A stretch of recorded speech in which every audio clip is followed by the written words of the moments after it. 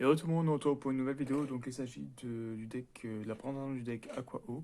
Donc, précisément du deck Méduse avec les bêtes glaciales et autres cartes support Aqua-O. Donc, on va commencer par le main deck. Donc, c'est pour les 104 abonnés. Je voulais faire le deck du numéro 104, mais je l'avais déjà fait. C'était la présentation du deck Hors de l'Ombre. Donc, du coup, je fais la présentation du deck du numéro 4. Donc, Cheval de glace qui gagne 400 points d'attaque pour chaque attaque qu'on contrôle. Par contre, il peut, quand il invoque énorme, invoquer, enfin une fois par tour, même pas. On peut invoquer normalement un monstre haut durant la main phase, en plus de la l'invocation normale pause. On peut gagner cet effet qu'une fois par tour.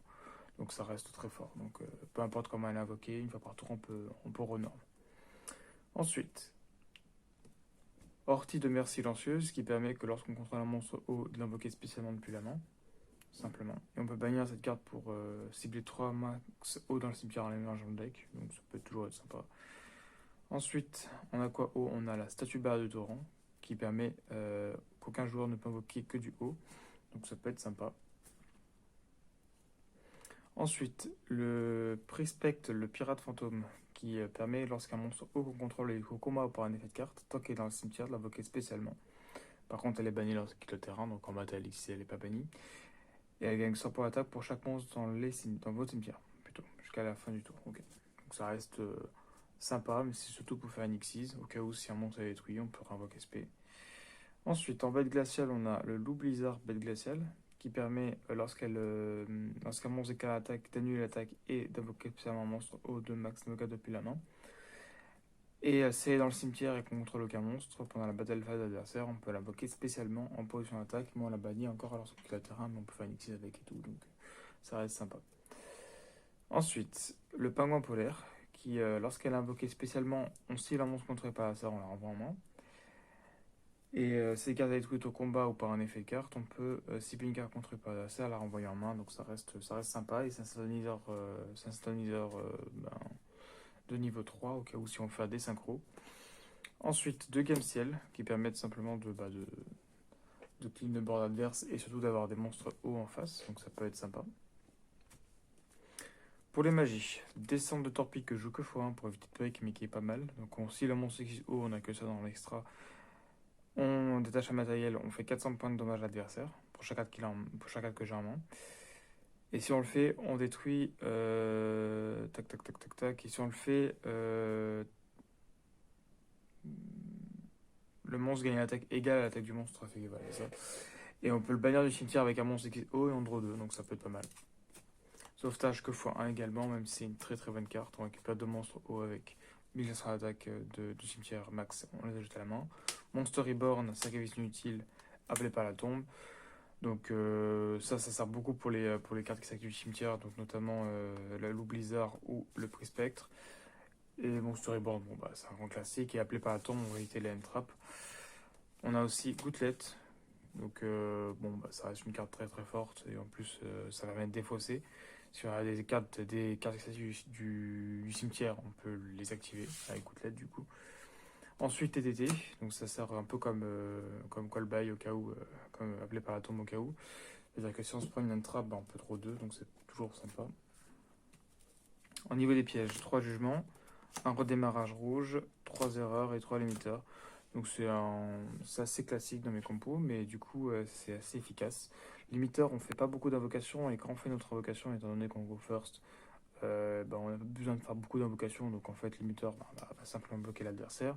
Erreur, c'est pareil, on n'a aucune carte qui tuto, on a que des cartes qui draw, donc au final c'est intéressant.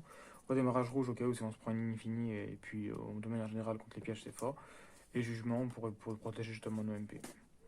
Ensuite au niveau de l'extra deck, donc évidemment 3 Kraken furtifs, qui est très très fort, qui fait passer tous les monstres hauts sur le terrain et qui peut détruire des monstres en effet rapide et faire des dommages.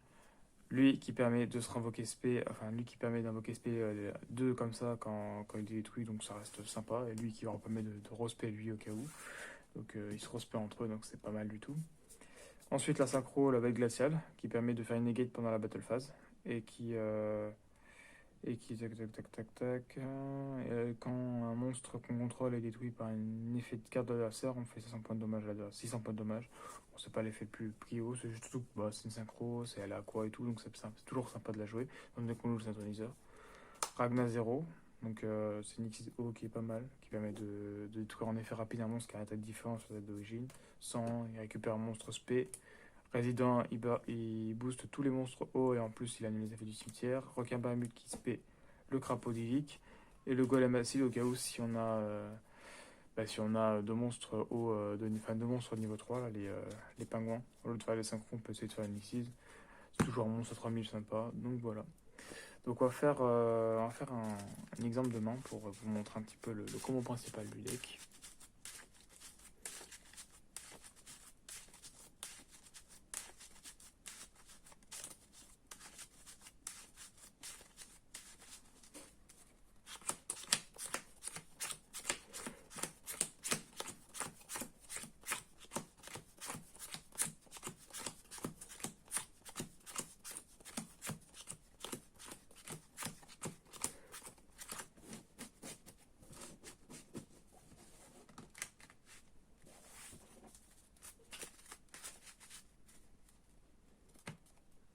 Alors,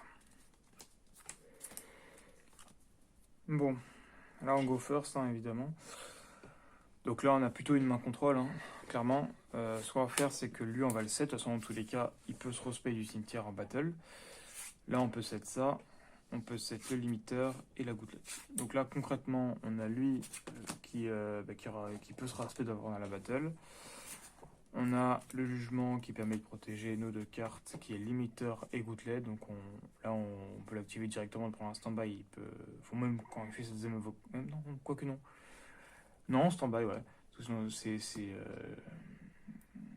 C'est au moment de l'activation qu'il peut faire avec deux invocations. Donc le mieux, c'est de faire en stand-by. Et gouttelette, du coup, bah voilà, on défausse ça, on annule un effet. Et puis voilà. Donc là, c'est plutôt une main contrôle, c'est plus pas trop une main combo.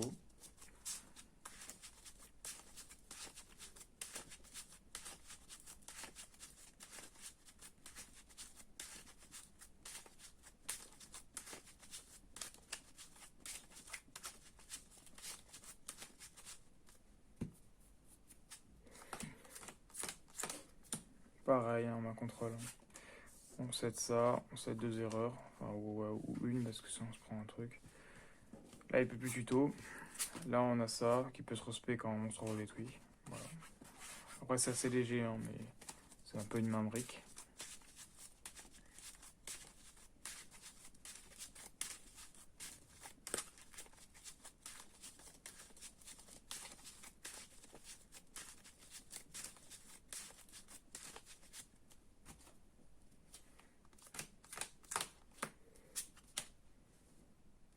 C'est pas mal, mais c'est assez contrôle aussi. Hein.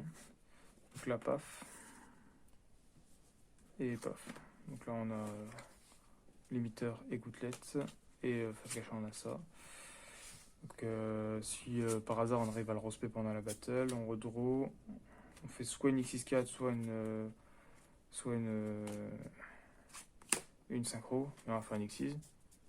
Du coup on peut même faire lui, hein, ça dépend de ce qu'il a à l'adversaire. Donc là on peut péter des monstres. En plus les deux ont des effets du cimetière, donc c'est cool. À la limite le mieux c'est d'enlever lui, comme ça au moins on peut le respect. Et puis là on a quand même des trucs sympas. Hein. Donc voilà, donc ça c'est une main qu'on peut avoir. Après bon c'est très contrôle comme deck. Hein. Hop, alors on va faire un dernier exemple de main.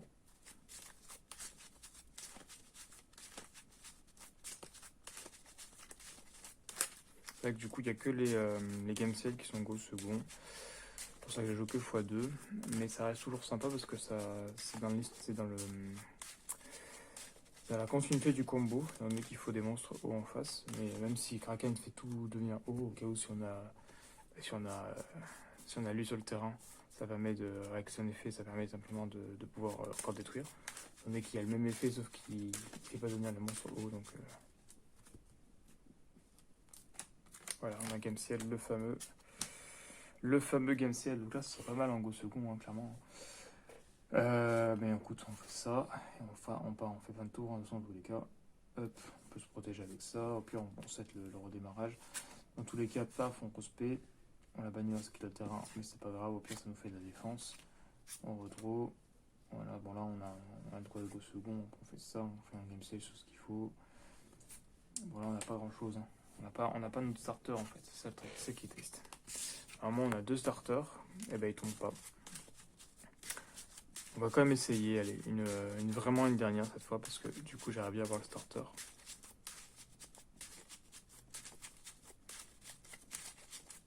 Au moins un des deux, hein, parce qu'il y en a 2 de starters du coup. Il n'y a pas de starter là, triste. Même si en gros, non, pas de starter. Ouais, c'est vraiment un go second, clairement. Hop. Donc voilà, donc j'espère que la vidéo vous a plu. Donc je vous invite à aller voir mes autres vidéos et à vous abonner. À la prochaine pour une autre vidéo.